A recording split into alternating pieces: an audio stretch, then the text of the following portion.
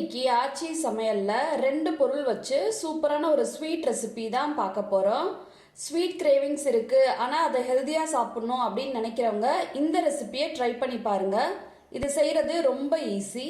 இதுக்கு 1 கப் போல ராகி மாவு எடுத்திருக்கேன். வீட்டில் அரைச்ச மாவா இருந்தாலும் சரி, கடையில் வாங்கின மாவா இருந்தாலும் சரி, 1 கப் போல எடுத்துக்கலாம்.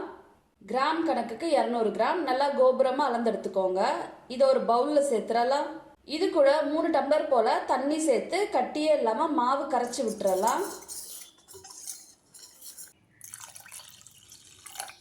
மாவு நல்லா கட்டியே இல்லாம கரைச்சி விட்டாச்சு. இதை இப்ப ஸ்டவ்ல வச்சுட்டு நல்லா லோ ஃப்ளேம்ல வச்சிடணும். இதை இப்ப கைவிடாம கலந்து விட்டுட்டே வரலாம்.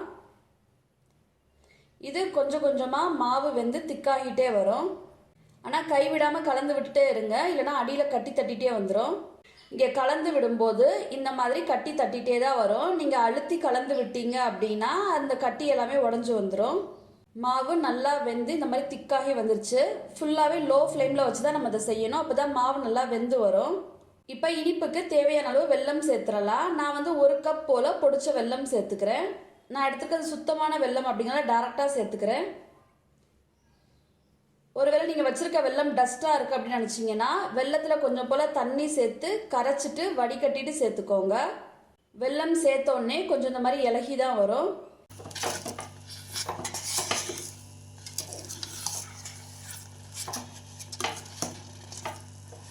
வெல்லம் சேர்த்ததுக்கு அப்புறமும் இந்த மாதிரி கட்டி தட்டுற மாதிரி தான் இருக்கும். நீங்கள் அழுத்தி அழுத்தி கலந்து விட்டீங்க அப்படின்னா அது எல்லாமே ஸ்மூத் பேஸ்ட்டாக கரைஞ்சிரும்.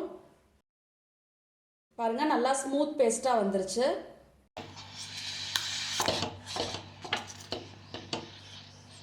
கடைசி அதில் 2 ஸ்பூன் போல் நெய் சேர்த்துடலாம். நெய் சேர்க்கும்போது இதோட வாசம் ரொம்ப சூப்பராக இருக்கும், சாப்பிட்றதுக்கும் ரொம்ப நல்லா இருக்கும். நெய் சேர்த்து கலந்து விட்டுட்டு ஸ்டவ் ஆஃப் பண்ணிடலாம். நெய் வேண்டாம் அப்படின்னா நீங்கள் போடக்கூட தேவையில்லை, ஸ்டவ் ஆஃப் பண்ணிடலாம். அவ்வளோதான், நம்மளோட சூப்பரான ராகி ஹல்வா அப்படின்னா ராகி இனிப்பு களி எப்படி வேணாலும் சொல்லலாம், ரெடி ஆயிடுச்சு. இந்த ரெசிபியை நீங்களும் உங்கள் வீட்டில் மறக்காமல் ட்ரை பண்ணி பார்த்துட்டு கமெண்ட் செக்ஷனில் எப்படி இருக்குன்னு சொல்லுங்கள். தேங்க்ஸ் ஃபார் வாட்சிங்.